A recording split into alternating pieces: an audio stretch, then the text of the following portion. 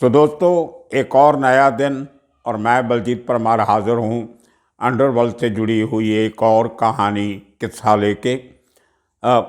कल आपने सुना गुरु सावटम की पूरी कहानी, और आज मैं आपको लेके चलता हूँ महाराष्ट्र के उन रूरल एरियाज़ में जहाँ पे कुछ सदियों पुराने क्रिमिनल ट्राइब्स इतने बड़े बड़े क्राइम करते थे कि उनको एक ज़माने में अंग्रेज़ों के राज के समय पे उनको नोटिफाई करना पड़ा कि these particular tribes are criminal tribes. मतलब बचपन से ही उनको क्रिमिनल मान लिया जाता था। कितनी हैरानी की बात है कि आज के दिन में भी जब हम सोशल इक्वालिटी की बात करते हैं, समाज में बराबरता की बात करते हैं, आज भी कुछ लोगों को सिर्फ इसलिए क्रिमिनल मान लिया जाता है कि वो एक पार्टिकुलर कम्युनिटी में या एक ट्राइब में पैदा हुए। ये एक ट्रेजेडी है समाज की। लेकिन इस बात से भी इनकार नहीं किया जा सकता कि बहुत से लोग इन ट्राइब में से क्राइम पेशा या जराइम पेशा बन गए और आज भी हैं। कोई बड़े लेवल पे ऐसी कोशिश नहीं हुई कि उनको रिहेबिलिटेट किया जाए, उनको क्राइम की दुनिया से निकाला जाए। ऐसा ही एक शख्स था, महाराष्ट्र का रहने वाला, नंदुरबार डिस्ट्रिक्ट का। अपने ज़माने का वो देश का सबसे बड़ा हाईवे रॉबर था।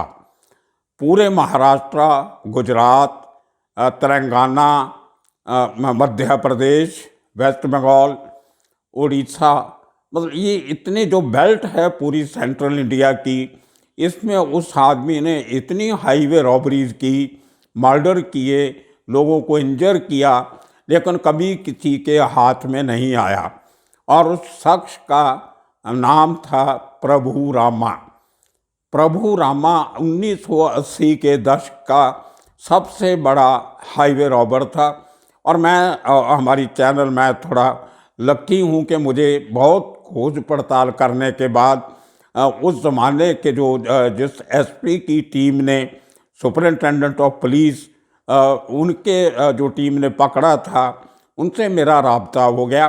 उनके जो बेटे हैं वो हमारी चैनल को देखते हैं, सब्सक्राइब किया हुआ है, तो उन्होंने जो पूरा किस्सा मुझे सुनाया और पुरानी फ़ोटोग्राफ्स, मैं हैरान हूँ। जब मैंने महाराष्ट्र पुलिस के साथ उनका जो पूना में क्राइम रिकॉर्ड ब्यूरो है महाराष्ट्र का, उनसे जब मैंने उस शख्स की 1980 की, आज से 40 साल पहले, उसकी तस्वीर निकालने की बात कही तो बोलते ये इतना पुराना रिकॉर्ड हमें ढूंढने में बहुत दिक्कत होगी और तस्वीर निकालना तो बहुत मुश्किल बात है।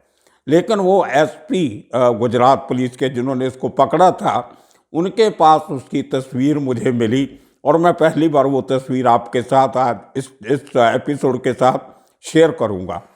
अब जानना पड़ेगा कि उस शख्स कितना इम्पोर्टेंट था कि उसको पकड़ने के लिए इंटर स्टेट पुलिस टीम बनी, इंटर स्टेट पुलिस मीटिंग्स हुई आईजी लेवल की।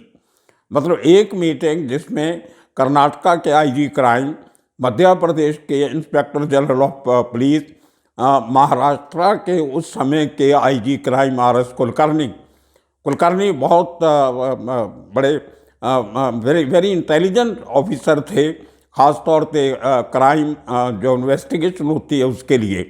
उस ज़माने में मुंबई पुलिस के वो डीसीपी क्राइम भी रहे, जब क्राइम ब्रांच का हेड डीसीपी लेवल का ऑफिसर हुआ करता था। उसके बाद वो आईजी स्टेट से आईजी क्राइम रहे और उसके बाद चलते चलते वो महाराष्ट्र के डायरेक्टर जनरल ऑफ पुलिस भी बने। उनका नाम था आरएस कुलकर्णी।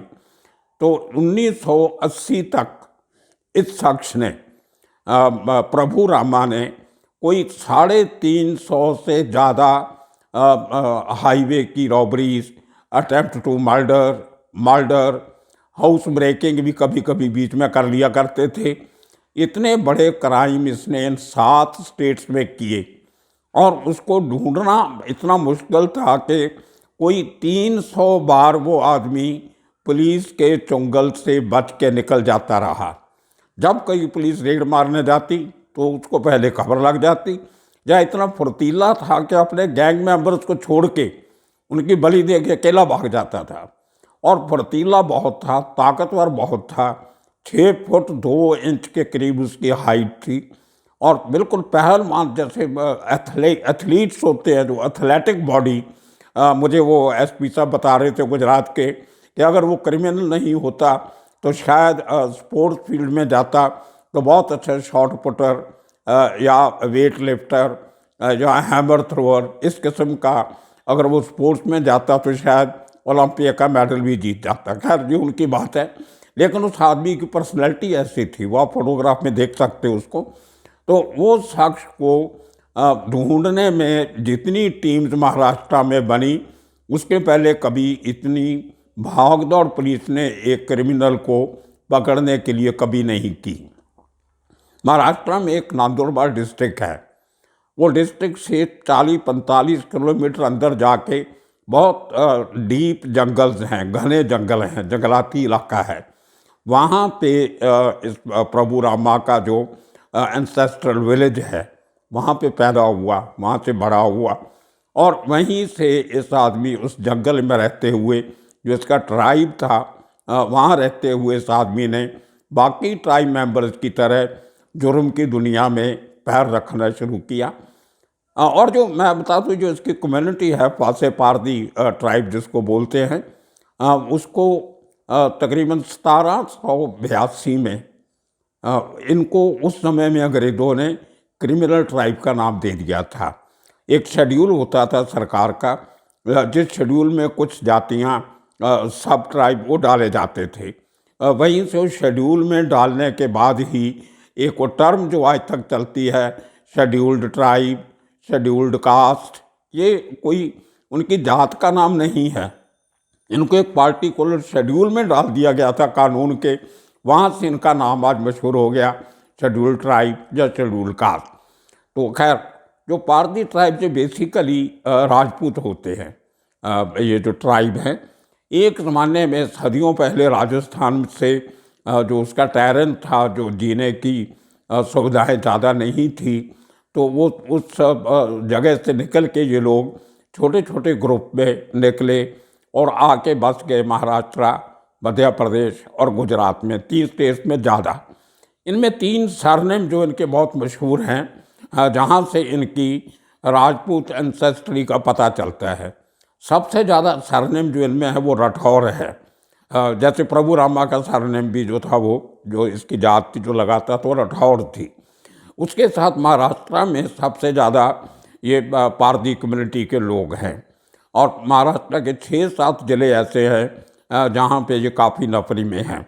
हिंदुस्तान में टोटल इनकी आबादी जो है वो 3 लाख के करीब है, जिसमें से महाराष्ट्र में ही 1.5 लाख के करीब इस कम्युनिटी के पारदी कम्युनिटी लोग महाराष्ट्र में रहते हैं। कोई 3,000 के करीब गुजरात में हैं, 4-5 हज़ार जो मध्य प्रदेश में हैं, बाकी भी राजस्थान में हैं और बहुत सारे लोग तेलंगाना, आंध्रा, कर्नाटका, इन स्टेट्स में जाके भी बस गए। काम वही, क्राइम। इनके डिफरेंट स्पेशलाइजेशन है इनकी क्राइम करने की। एक कुछ ग्रुप है जो हाउस ब्रेकिंग में एक्सपर्ट है, उसमें भी 2 किस्म के ग्रुप हैं। जो हाउस ब्रेकिंग एट डे, जो दिन में चोरियां करते हैं, हाउस ब्रेकिंग एट डे, और दूसरा ग्रुप है जो हाउस ब्रेकिंग एट नाइट करता है, जो रात को घरों में जाके चोरियां करते हैं। और इनका रैकी करने का तरीका मुझे लगता है पुलिस से भी बहुत आगे है। ये क्या करते हैं, अपना छोटा सा कैंप किसी शहर के बाहर या घनी आबादी के बाहर खाली ज़मीन में वो टाट पत्थरी लगा के अपना छोटा सा टेम्परेरी बोर्ड बना लेते हैं, रहने का ठिकाना बना लेते हैं। सुबह सुबह इनकी औरतों और बच्चे जो है वो छोटे छोटे खिलौने लेके या हैंडीक्राफ्ट के आइटम्स लेके ये आजू बाजू की जो लोकेलिटीज़ हैं उनमें बेचने जाते हैं और रैकी कर लेते हैं कि कौन से घर में सजावट अच्छी है, कौन सा बड़ा घर है, कौन से घर में सोफिस्टिकेटेड ताला लगा है। इनको इतनी सेंस होती है कि अगर ताला अच्छा लगा हुआ घर के बाहर तो उसका मतलब ये है कि घर के अंदर पैसा भी ज़्यादा होगा। इनका अपना तरीका है स्टडी करने का। ये खिड़कियों में लगाए गए मटेरियल का आँख रखते थे कि खिड़कियाँ मजबूत हैं, कांच लगे हुए हैं, जो अच्छी लकड़ी की बनी हैं, दरवाजे अच्छी लकड़ी के हैं। तो वहाँ से ये अंदाज़ा लगाते थे कि इस घर में रहने वाले लोग पैसे वाले लोग हैं, और फिर नोट करते थे कि वहाँ साइकिल है कि मोटरसाइकिल है कि स्कूटर है कि जीप है। इस किस्म का सर्वे करते करते एक दिन ये पूरी लिस्ट बना लेते थे, एक मोहल्ले की, पूरे शहर की नहीं। और एक दिन में या एक रात में दर्जनों घरों को लूटते थे, एक के बाद एक के बाद एक। और इनका मोडस ऑपरेंडी ये होती थी कि घर के अंदर घुसते ही सबसे पहले सब लोगों के हाथ पांव बांध देते थे, मुंह बांध देते थे। उसके बाद पूरा सामान लूट के उनका बाहर से ताला लगा के दूसरे घर में, और इतनी स्पीड से काम करते थे कि 1.5-2 घंटे में ये 10-12 घर लूट के फरार हो जाते थे। तो इसी तरह जो दिन में रॉबरी करने वाले गैंग और रात में रॉबरी करने वाले गैंग्स और एक्सपर्टीज इनका अलग-अलग था। इसी तरह सबसे खतरनाक जो इनका गैंग था वो था हाईवे रॉबर्स। और आपको याद होगा, सबको पता होगा कि 80s में हमारे हाईवेज इतने डेवलप नहीं हुए थे, ड्यूल कैरियज वे नहीं थे, सुपर एक्सप्रेस वे हाईवे नहीं थे, और जिसमें कोई पाबंदियाँ, टोल नाके इस किस्म की, जहाँ हाईवे पुलिस नहीं हुआ करती थी जो हाईवेज पे पेट्रोलिंग करती है, व्हीकल्स नहीं थे पुलिस के पास, वायरलेस सिस्टम इतना अच्छा नहीं था, कम्युनिकेशन सिस्टम अच्छा नहीं था, और उसका फ़ायदा ये हाईवे रॉबर्स बड़ी बाखूबी से उठाते थे। तो जो उन हाईवे रॉबर्स का सबसे बड़ा गैंग वो था प्रभु रामा और राठौर का। ये नांदोरबार से निकल के जंगलों से जैसे बड़ा हुआ, जैसे मैंने बताया हट्टा कट्टा आदमी था, तो बहुत जल्दी अपने गैंग का लीडर बन गया। और एक बात और बता दूं कि इन लोगों को बचपन से ही मार खाने की आदत डाली जाती है। इनको पता था कि जब पकड़े जाएंगे मेल मेंबर्स तो उनको पुलिस 3rd डिग्री का इस्तेमाल करती है, डंडे मारेगी, यातनाएं देगी, उल्टा लटकाया जाएगा, इस किस्म के तरीके। तो ये बचपन से ही ऐसी ट्रेनिंग मिलती है कि ये मार खाने के काबिल हो जाए। ये बहुत अजीब बात है, मुझे भी अजीब लगी जब तक मैंने पुलिस वालों से बात नहीं की। तो इनको अरेस्ट होने के बाद इतना जितना मर्जी पुलिस वाले मारते थे, लेकिन ये कभी कुछ बताते नहीं थे। और इनका जो काम करने का तरीका था, एक इंसिडेंट सपोज मैं आपको एग्जांपल देता हूँ। हाईवे रॉबरी में एक रॉबरी इन्होंने, अगर हम बॉम्बे दिल्ली रूट लें तो एक रॉबरी जो महाराष्ट्र में करते थे, थोड़े दिनों के बाद दूसरी रॉबरी गुजरात बॉर्डर पे जाके कर लेनी। और पुलिस वाले ढूंढते हैं कि ये महाराष्ट्र से गुजरात में गए हैं तो उसके आगे कहीं रॉबरी करेंगे। ये क्या करते थे, 2-3 रॉबरी लाइन में करके फिर वापस महाराष्ट्र आ जाते थे, तीसरी रॉबरी फिर महाराष्ट्र में करनी। तो पुलिस के उल्ट जाके काम करते थे, इतना दिमाग तेज इनका काम करता था अपने काम के लिए। तो करते करते इस आदमी ने, प्रभु रामा ने, कोई 300 से ज़्यादा इस किस्म की रॉबरी में खुद इन्वॉल्व था, और बाकी बहुत सारी रॉबरीज में इसका गैंग इन्वॉल्व था। तो महाराष्ट्र पुलिस के लिए बहुत बड़ा चैलेंज बना कि इस आदमी को पकड़ना ही पकड़ना है।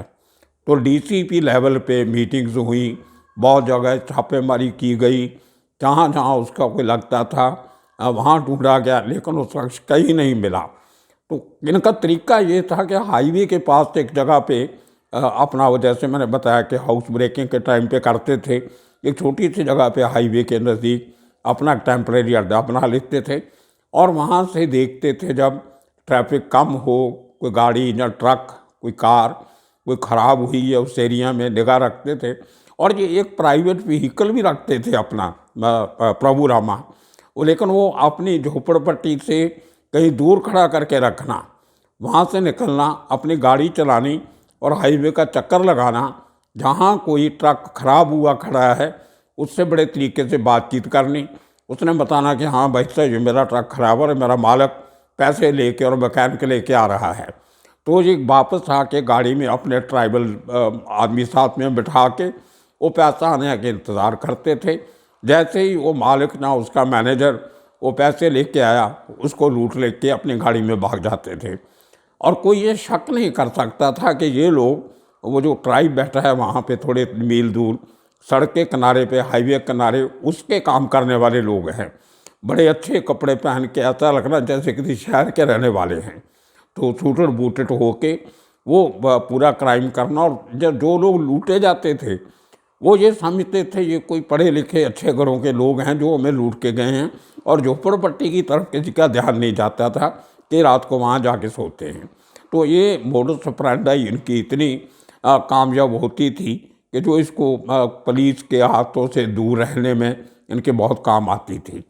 तो खैर सर्च शुरू होती है।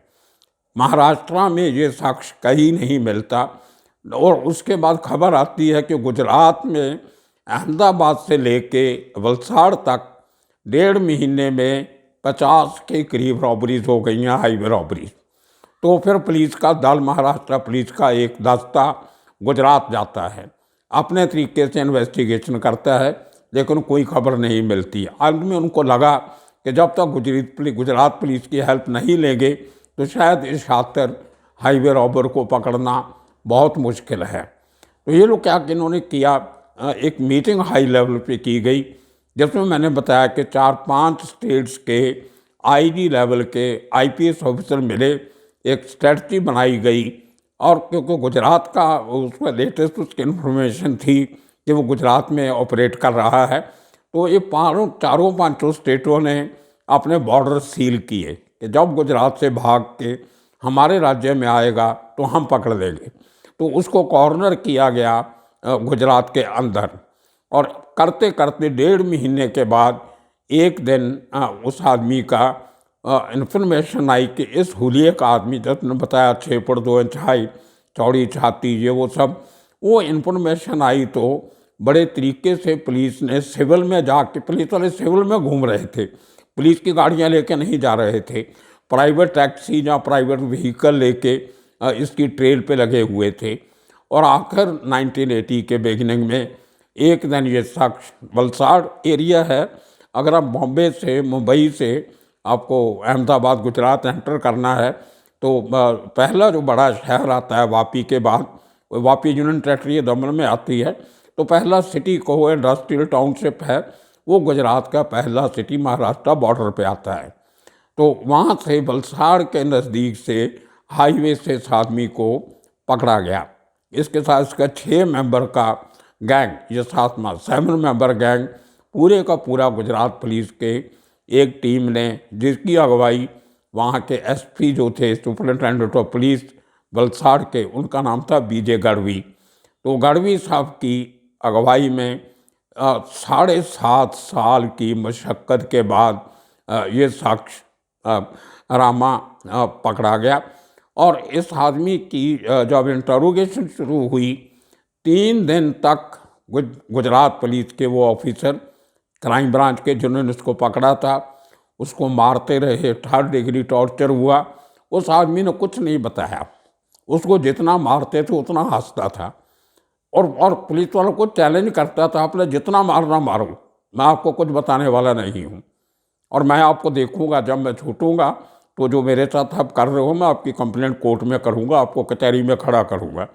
वो पुलिस वाले थक गए मार मार के, लेकिन वो आदमी ने कुछ नहीं बताया।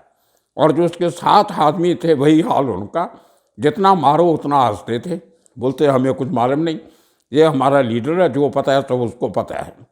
तो तीसरे दिन उस टीम ने सुपरिटेंडेंट ऑफ पुलिस गढ़वी साहब को फ़ोन किया कि सर वो आदमी कुछ नहीं बता रहा, हम उसको 24 घंटे 48 घंटे से सोने नहीं दिया, उसको खाने को नहीं दिया, पीने को नहीं दिया, बहुत मारा, हमारे डंडे टूट गए, हमारे हाथ दर्द करने लग गए, लेकिन वो आदमी नहीं बता रहा। तो गढ़वी साहब दूसरे दिन, चौथे दिन वहाँ पे अपनी गाड़ी लेके उस सीक्रेट जगह पे जहाँ रखा गया था डिटेंशन सेंटर में, वहाँ जाते हैं, उससे बातचीत करते हैं, उनको बताते हैं कि ये जो ऑफिसर है ये तो बड़े नकम्मे किस्म के ऑफिसर हैं, इनको इंटरोगेशन करनी नहीं आती, तो बहुत बढ़िया आदमी हो। तो अपने अफसर को हुक्म दिया, इसको पहले नाश्ता पिलाओ, चाय वाय पिलाओ, क्यों मारा इसको तुमने इतना, नकली झाड़ा अपने ऑफिसर्स को। उसके बाद उसको बोला नए कपड़े मंगवा के दिए उसके साइज़ के, कि ये नहाओ धो, नए कपड़े पहनो। उसको नीचे से उठा के कुर्सी पे बैठाया, तब तक शाम हो गई। तो गढ़वी साहब ने पूछा क्या पियोगे, बोलता क्या मतलब, और बोले बोलो कौन सी दारू पीते हो आप, कौन सा ब्रांड चाहिए। तो उस आदमी इनको शराब मंगा के दी गई। उसने शराब पिया, शराब पीने के बाद बोला मुझे आप, मैं तो चिकन खाऊंगा, ये आपका भुजिया, गुजराती भुजिया नहीं खाऊंगा मैं, नमकीन, मुझे तो चिकन चाहिए, मटन चाहिए, मच्छी चाहिए। और गढ़वी साहब बोलते हैं कि उसको चिकन मच्छी मटन मंगवा के दिया हमने। 2 बोतल शराब पीने के बाद, चिकन मच्छी मुर्गा खाने के बाद उस आदमी ने कबूल किया कि पिछले 1.5 महीने में उस आदमी ने 46 वारदातें सिर्फ गुजरात में की थी, हाईवे रॉबरीज की। और वो उससे अकबालिया बयान जो था वो रिकॉर्ड किया गया, उसको अरेस्ट किया गया, उसको जेल में डाला गया। उसके बाद उसको महाराष्ट्र पुलिस के जितने पेंडिंग केसेस थे उसमें लेके आना था। तो फिर महाराष्ट्र की टीम गई, उसको एप्लीकेशन दे के कोर्ट से महाराष्ट्र लेके आए, महाराष्ट्र से उसको कर्नाटका वाले लेके गए। तो पूरे हिंदुस्तान का दौरा करवा के आखिर में उसको उम्र कैद की सज़ा हुई, जो उसने महाराष्ट्र की अमरावती जेल में पूरी की। तो दोस्तों ये किस्सा था हाईवे रॉबरामा का। आने वाले, और इसके साथ में आपको जो मेरी बात एसपी बीजे गढ़वी साहब से हुई है, उसका थोड़ा सा पोर्शन आपको मैं सुनाऊंगा इस वीडियो के साथ। मैंने रिकॉर्ड करके रखा हुआ है ताकि आपको लगे कि उस ज़माने में आज से 40 साल पुराना केस, बड़ी मुश्किल से मैंने वो गढ़वी साहब को ढूंढा और जो फोटोग्राफ्स आपके लिए मैंने उपलब्ध किए हैं। और अब आप सुनिए कि उस समय के वलसाड़ के एसपी श्री बीजे गढ़वी का इस पूरे मामले में क्या कहना है, कैसे वो शराब पिलाने की बात करते हैं। सुनिए। Entire police force from various districts had come because each one of them had undetected robberies. Okay. So these people thought that they can break down any criminal. Okay. Then when I was told after 1.5 or 2 days that sir, he doesn't speak a single word. Okay. I said, let me come. I went there. I had some questions and introduction and created some kind of a sympathy for him. Okay. And that worked. Okay. He says कि साहब ये लोग मुझे मारते क्यों है, वो तो खत्म कर दे तब भी मैं कुछ नहीं बोलने वाला। हाँ। ऐसे नहीं, ये पागल है, तुम छोड़ो। ओके। तुम बोलो कितना दारू पीना है। हाँ। Okay. And we had to do that in being in Gujarati one. Yeah. But we gave him sufficient. Then he wanted to eat non-veg. We gave him non-veg. Okay. Some 1 or 2 pairs of clothing. हाँ. And I said, stop beating. Nothing doing. No 3rd degree. Okay.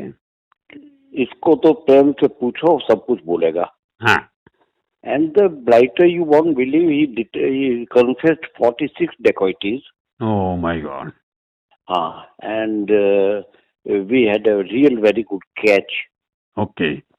The murders he didn't mention. आशा है कि आपको ये episode different किस्म का है, अच्छा लगेगा। आने वाले दिनों में और किस्से कहानियाँ लेके फिर हाजिर होंगे। तब तक के लिए आपका शुक्रिया, धन्यवाद।